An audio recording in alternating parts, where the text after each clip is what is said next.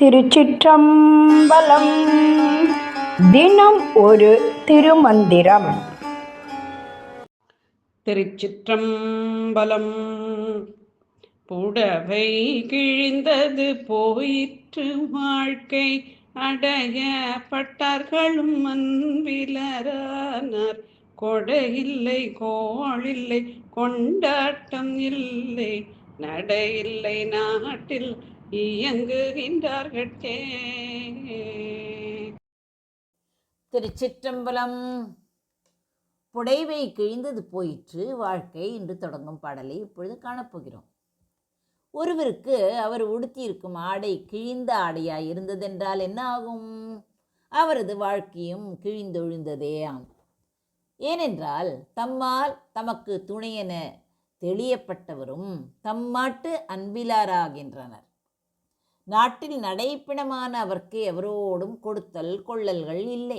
அதனால் அவர் இல்லத்தில் யாதொரு விழாவும் இல்லை, பிற உலக நடையும் இல்லை. புடைவை கிழிந்தது போயிற்று வாழ்க்கை என்று கூறுகிறார். எவ்வளவு அழகாக கூறுகிறார் பாருங்கள். ஒரு துணி கிழிந்து போனால் அது எப்படி பயன் தராதோ அதுபோல உடல் எனும் ஆடை தளர்ந்து முதுமை வந்து விட்டால் வாழ்வின் வசந்தம் போய்விடுகிறது.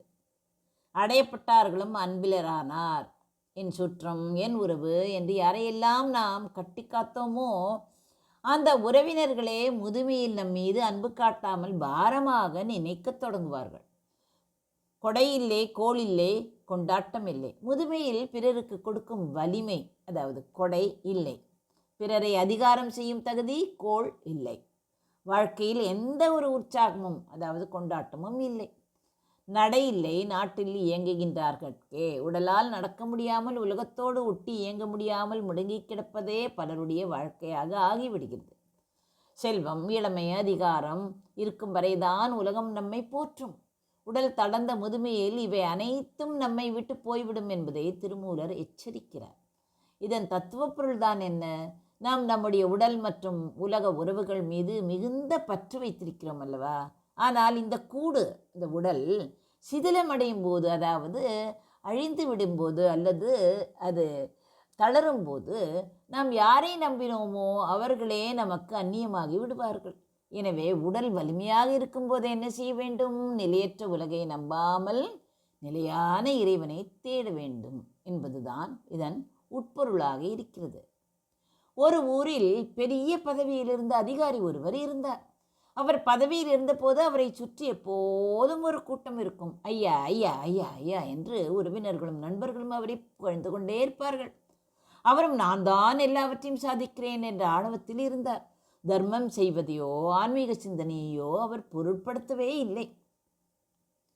காலம் ஓடியது. அவர் ஓய்வு பெற்றார். முதுமை அவரை வாட்டியது. ஒரு கட்டத்தில் அவரால் எழுந்து நடக்கக்கூட முடியவில்லை. இப்போது அவர் வீட்டில் ஒரு மூலையில் கிழிந்த துணியைப் போல அவர் கிடந்தார். முன்பு அவரிடம் நலம் விசாரித்த உறவினர்கள் இப்போது அவர் அருகில் வருவதை கூட தவிர்த்தார்கள். ஏன் இன்னும் இவருக்கு உயிர் போகவில்லை, கஷ்டப்படுகிறாரே என்று முணுமுணுத்தனர். அவருக்கு பசி எடுத்தால் கூட கேட்பதற்கு ஆள் இல்லை. அவருக்கு புரிய ஆரம்பித்தது. ஓஹோ, அன்று அவர்கள் மதிக்க காரணம் அவர் வைத்திருந்த பதவி மற்றும் பணம்தானே தவிர அவர் மீது இருந்த அன்பு அல்ல என்று.